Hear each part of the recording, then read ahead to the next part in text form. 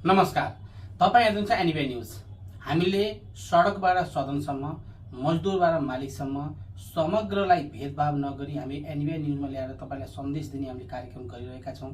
र आज हाम्रो माझ हुनुहुन्छ वास्तवमा खेम जोशीजी। यहाँ खेम जोशी जो छ कोठीमा काम गर्नुहुन्छ, उहाँको आफ्नै बाध्यता छ।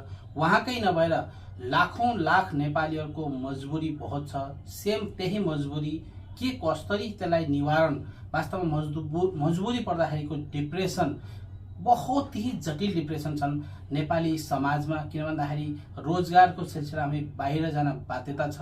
त्यो बाध्यताको बीचको जो कડીको समस्याहरू छन् ती धेरै जटिल समस्या छन्। त्यसलाई केहीले पार लगाउन सकेका छन्, केहीले पार नलगाएर कहीं आत्महत्या तकका समस्या देखा परेका छन्। कसका घरबार बिग्रिएका छन्, कसैलाई बहुत सारी समस्यालाई सुल्झाउन जटिलता बनेको छ। आज त्यसैको विषयमा लिएर हामी खेम जोशीको साथमा छौँ। खेम जोशी एनबी न्यूजमा तपाईलाई स्वागत छ। थ्यांक यू सर, धन्यवाद। खेमजी, वास्तवमा तपाईको सङ्घर्ष, तपाईँ यतिखेर जुन हिसाबले आफ्नो काम गर्नुभएको छ, काम त तपाईँ सुरु गर्नुहुन्थ्यो, तर तपाईँ पछिको जो जिम्मेदारी छ, बच्चा हुर्किसकेछन्, छोरी 11मा पढ्दैछन्, छोरा 8 कक्षामा छन्, बुवा आमा वृद्ध भइसके, 70 पार बुवा छन् भने 65 पार आमा भइसक्नुभयो। अनि आमालाई पनि जहाँ तक हो तपाईँ भनेअनुसार अस्थमा छ भन्नुहुन्छ, तर सासको प्रब्लम छ भन्नुहुन्छ। यी सबै समस्यामा तपाईँले बुवा आमा एक्लै पनि घरमा छोड्न नसक्ने, छोराछोरीलाई पनि उहाँ डर राख्दाखेरि भविष्य खराब होला भन्ने डर राख्नु भएको छ। के समाजलाई कसरी चल्ला, गाउँ कसरी त्यसरी बन्ला, गाउँ त बिरान हुँदै गएको छ, त्यो विषय हाम्रो दर्शकलाई बताइदिनुहोस्। हस्, धन्यवाद। थोरै तेज बोल्नु। नमस्कार, मेरो नाम खेम जोशी, घर बैतडी, दशरथचन्द नगरपालिका अझै तेज भन्ने ठाउँमा मेरो घर हो। म अब स्कुल पढाइ गरेँ, पढाइपछि अब जागिर खोज्न हामी अब विदेशतिरै जानुपर्छ। अब आफ्नो देशमा त त्यस्तो गर्न केही पनि सकिएन, केही पनि हुँदैन पनि अब जागिरहरू त्यस्तो। त्यही भएर म पनि त्यही सिलसिलामा दिल्ली आएँ।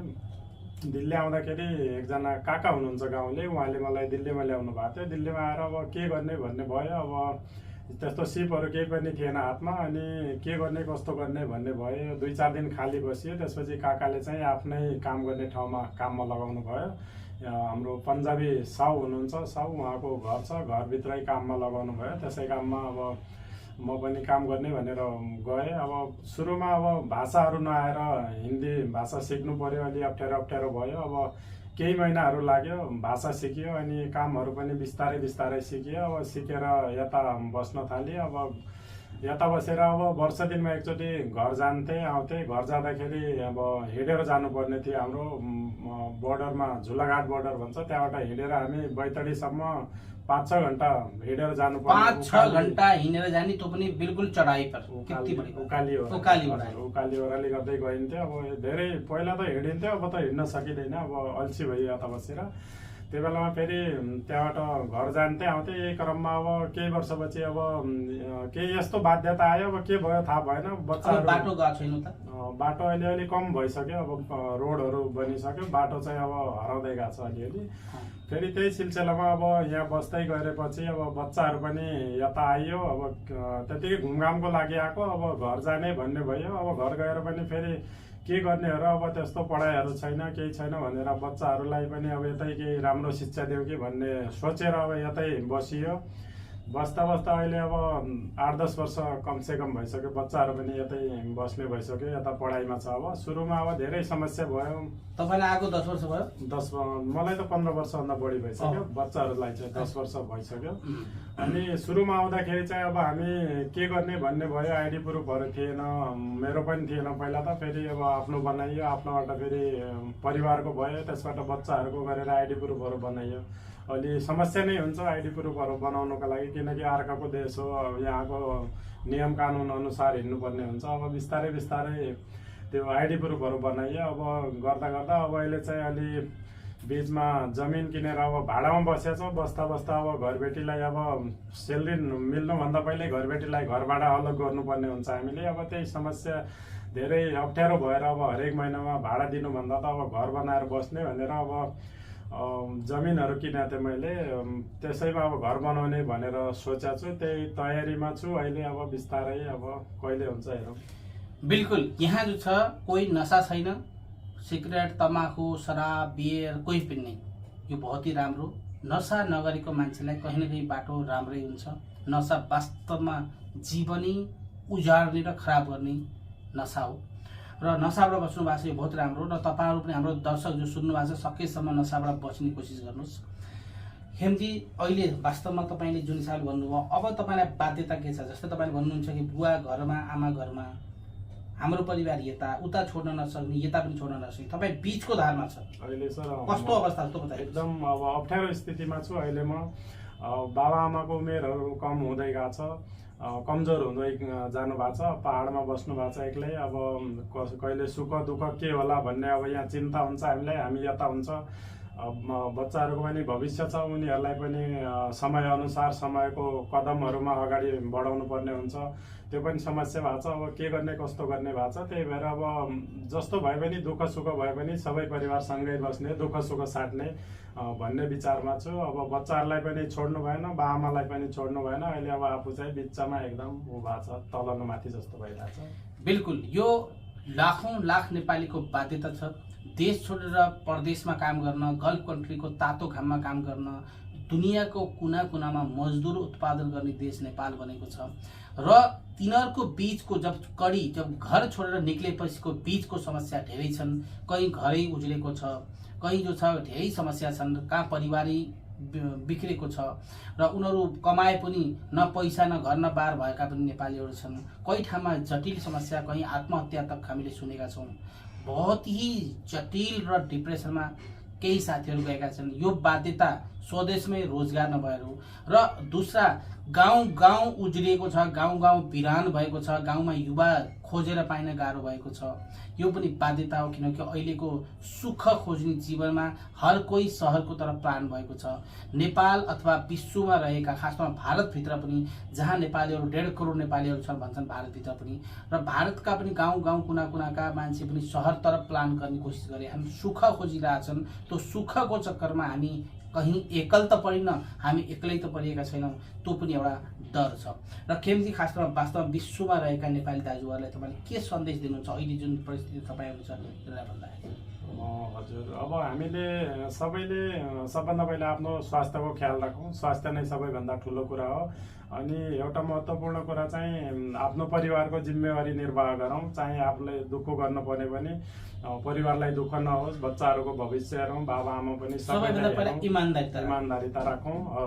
इमान्दारिता राखौँ र मेहनती बनौँ। अनि आफ्नो घर परिवार, आफ्नो समाज, आफ्नो गाउँ, चाहे जुन ठाउँमा भए पनि एकअर्कालाई सघाउँदै अगाडि बढ्दै गरौँ। र आफ्नो जिम्मेवारी चाहिँ कहिल्यै नभुलौँ, चाहे समाजको होस्, घरको होस्, चाहे जुनसुकै ठाउँको होस्। त्यसमा हामी एकदम संलग्न भएर मिलेर काम गरौँ। गलत चिजको विरोध गरौँ, गलत चिजलाई त्यागौँ, अनि सबै मिलेर बसौँ भन्न चाहन्छु। बिल्कुल, आप जो है सबसे बड़ी बात एक ये भी है कि नेपाली इन्हीं का नहीं है, समग्र बच्चों का यही कि नेपाली नहीं आती। नेपाली बच्चा नेपाली नहीं सीख रहा, और क्या कारण है, क्या वजह, ये नहीं पता है। आप नेपाली क्यों नहीं बोलते? क्या वजह नहीं सीखते आप? मुझे नेपाली आती नहीं, मैं इंडिया में रहता हूँ इसीलिए। अच्छा, बिल्कुल, घर घर की कहानी है, घर घर की कहानी है कि नहीं आती है, ये बड़ी समस्या है। अच्छा, और दूसरी बात ये है कि आपने अभी जो परिस्थिति देखी है, बुआ की, आपके पिताजी की मेहनत देखी है। हाँ। आप पढ़ लिख कर क्या बनोगे, क्या आपकी इच्छा है, क्या आपका चाहना है, आपके मन में क्या उत्सुकता उठता है, ये बताइए। मैं बड़ा होना, मतलब बड़े होके कुछ अच्छा बनना चाहता हूँ, ताकि मम्मी पापा को काम ना करना पड़े, उनको अच्छी जिंदगी दो। इसीलिए काम तो देखो जीवन में करना अच्छा है, काम शरीर में चलता रहे, लेकिन एक सुखद जीवन बने, ये आपका कहना है। हाँ जी। अभी पढ़ाई कर रहे हो, कैसी चल रही है? अच्छी चल रही है पढ़ाई। कौन सी क्लास पढ़ते हो? 8th में। 8th में पढ़ते हो। बिल्कुल, ये 8th में पढ़ते हैं। सबसे बड़ी बात है, नेपाली नहीं जानते, सीखना चाहिए, मातृभाषा आपकी। और बिल्कुल ठीक है, हिंदी भी मातृभाषा ही है, हिंदी और नेपाली एक जैसी है, थोड़ा बहुत फर्क है। और प्लस आपका आजकल युग जो है अंग्रेजी का बना हुआ है, चाहे कुछ भी हो अंग्रेजी सीखने की एक लत है, ताकि अंग्रेजी से शायद कहीं रोजगार मिलेगा। और अंग्रेजी जानने वाले को ही आज की समाज पढ़ा लिखा मानती है, चाहे वो कितना भी पढ़ा लिखा हो ना हो। यदि अंग्रेजी बोलता है तो पढ़ा लिखा है। हिंदी पढ़ने वाले ने चाहे PhD करी हो, उसकी खास वैल्यू, चाहे नेपाली हो चाहे हिंदी, उसकी खास कम वैल्यू है। तो खेमजी, हामीले खास तो समय दिनुभयो र अहिले अन्तिममा हामीले यो भन्न चाहौँ कि तपाईँले अबको प्लानिङ, तपाईँले जुन हिसाबले एउटा इतिहास एउटा समाजमा एउटा योगदान जुन हिसाबको तपाईँको देखा परेको छ। तपाईँ सबै सङ्घ सङ्गठनमा तपाईँ गएकै हुनुहुन्छ होइन, समग्रलाई दिल्लीको समाजको धेरै सङ्गठनलाई तपाईँ चिन्नु भएको छ। तपाईँको यो समय कसरी म्यानेज गर्नुभएको छ? मैले सर अब कहिलेकाहीँ समयहरू मिलाउने गर्छु। अब समय त हुँदैन, अहिलेको हिसाबले हरेक मान्छे आफ्नो ठाउँमा व्यस्त भएकै हुन्छ, चाहे म होस् चाहे कोही पनि होस्। मैले अब हरेक लेभलको मान्छेहरूसँग सङ्गत गरेको छु। धेरैले मलाई सम्मान गर्नुहुन्छ, मैले पनि गर्छु, धेरै कुरा सिक्न पनि पाएको छु।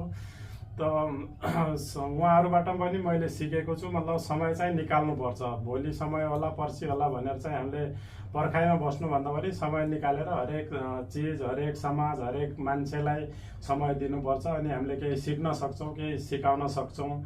हामी एकजुट हुनुपर्छ, हामी मिलेर बिल्कुल। बस्नुपर्छ। लाख नेपाली जो फ्याक्ट्रीमा काम गर्नुहुन्छ, कोठरीमा काम गर्नुहुन्छ, होटलमा काम गर्नुहुन्छ र एकल जीवन बिताएर डिप्रेसनमा हुनुहुन्छ। यहाँ एउटा उदाहरण हुन्छ, बिहान 5 बजे राति 11-12 बजीसम्म नोकरी गरे पनि उहाँले जो छ बीचमा पुरै काम नभए पनि घरै बसिरहे पनि उहाँले जो छ यो समयमा केही न केही निकालेर समाजसित जोडिँदा केही न केही शिक्षा सिक्नु भएको छ र उहाँले एउटा समाजलाई एउटा आफ्नो परिवारलाई र राष्ट्रको लागि पनि राम्रो काम गर्नुभएको छ। उहाँले राष्ट्रको निम्ति यसले राम्रो काम गर्नुभएको छ किन आफ्नो बालबच्चालाई राम्रो हुर्काएर राम्रो पढाउनपट्टि जानुभएको छ, ताकि देशको भविष्य नै बच्चा हुन्। उहाँको जीवन जस्तो भए पनि बच्चाले सुख अलि राम्रो अलि अघि बढाउन् भन्ने उहाँको चाहना छ। यही भन्दा खेमजी तपाईँ एनबिआई न्युजमा आउनुभयो, हामीलाई समय दिनुभयो और यो समय कीमती दिनमा तपाईँलाई धेरै धेरै धन्यवाद भन्दा बिदा लिन्छौँ। हस्त नमस्कार। Thank you sir. Thank you.